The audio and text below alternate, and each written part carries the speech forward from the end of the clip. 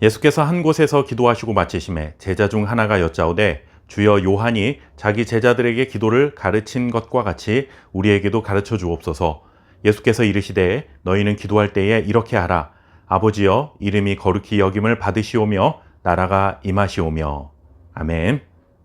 신앙생활에 있어서 기도는 매우 중요합니다.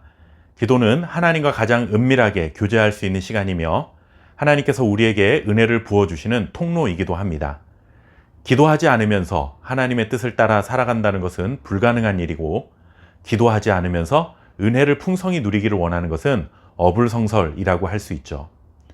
바울은 데살로니가 교인들을 향해 우리를 향한 하나님의 뜻이 세 가지가 있는데 그 중에 하나가 쉬지 말고 기도하라 하는 것이라고 할 만큼 기도를 중요하게 여겼습니다. 예수님을 믿고 따르는 그리스도인들에게 있어서 기도는 아무리 강조해도 지나치지 않은 것이 사실입니다. 기도를 열심히 하는 것도 중요하겠지만 사실 더 중요한 것은 무엇을 기도하느냐, 기도의 내용이며 그보다 더 중요한 것은 누구에게 기도하느냐 하는 기도의 대상이라고 할 수 있습니다. 누가 들어도 좋은 기도 제목을 가지고 마음을 다해 열심히 기도하기는 하는데 기도하는 대상이 잘못되었다면 그 기도는 그냥 허공의 메아리가 되고 맙니다. 예를 들어 중요한 시험을 앞둔 자녀를 위해 기도하는 부모님의 기도를 생각해 보십시오. 사랑하는 자녀가 건강하게 최선을 다해서 공부할 수 있게 해주시고 시험에서도 좋은 결과를 얻게 해달라고 기도한다면 내용에 문제가 있는 것도 아니고 자녀를 생각하는 부모의 마음도 굉장히 간절할 것입니다. 그런데 이 기도를 동네 뒷산에 있는 신기하게 생긴 바위가 있다고 해서 그것이 신비로운 힘이 있을 것 같다는 생각에 바위를 향해 기도한다면 과연 그 기도가 무슨 효과가 있겠습니까?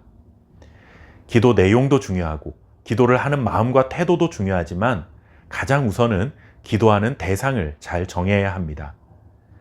예수님께서 가르쳐 주신 기도, 우리는 이것을 주기도문이라고 부릅니다.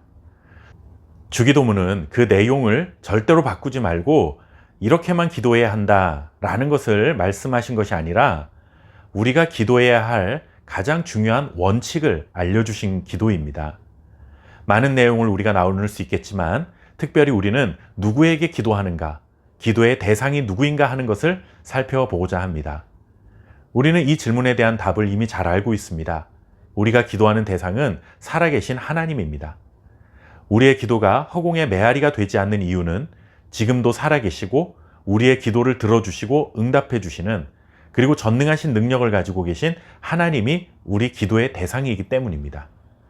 그런데 너무나 잘 알고 있는 당연한 사실인데 이것이 왜 중요한가 하면 주님이 가르쳐 주신 주기도문에서 예수님께서는 하나님을 아버지로 부르고 있다는 것입니다. 하나님을 아버지라고 부르는 것이 뭐가 그렇게 중요한가? 당연한 거 아니야? 하실지도 모르겠습니다.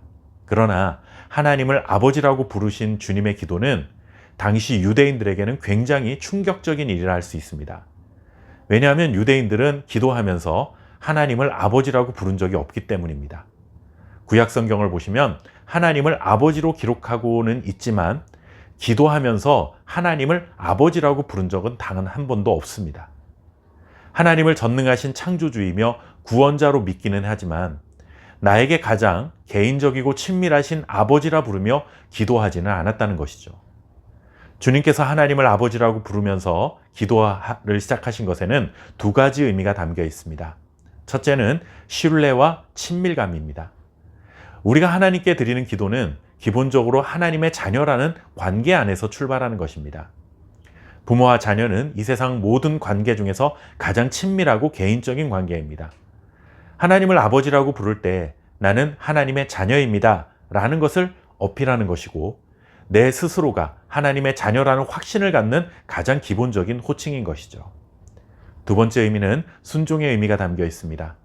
우리가 하나님을 아버지라고 부르는 것은 아버지의 뜻을 존중하고 따르겠다라는 의미가 담겨 있습니다. 부모와 자녀는 가장 친밀한 관계이지만 동시에 자녀가 가장 존중하고 따라야 하는 관계이기도 합니다. 예수님이 하나님을 아버지라고 부르신 것은 곧 아버지이신 하나님의 뜻을 전적으로 존중하고 그 뜻을 따라 살겠습니다 라는 다짐의 의미가 담겨 있는 것입니다. 하나님을 아버지라 부르며 기도하신 주님의 가르침을 마음에 담고 이 기도를 통해 더욱 풍성한 은혜를 누리는 저와 여러분 될 수 있기를 바랍니다. 감사합니다.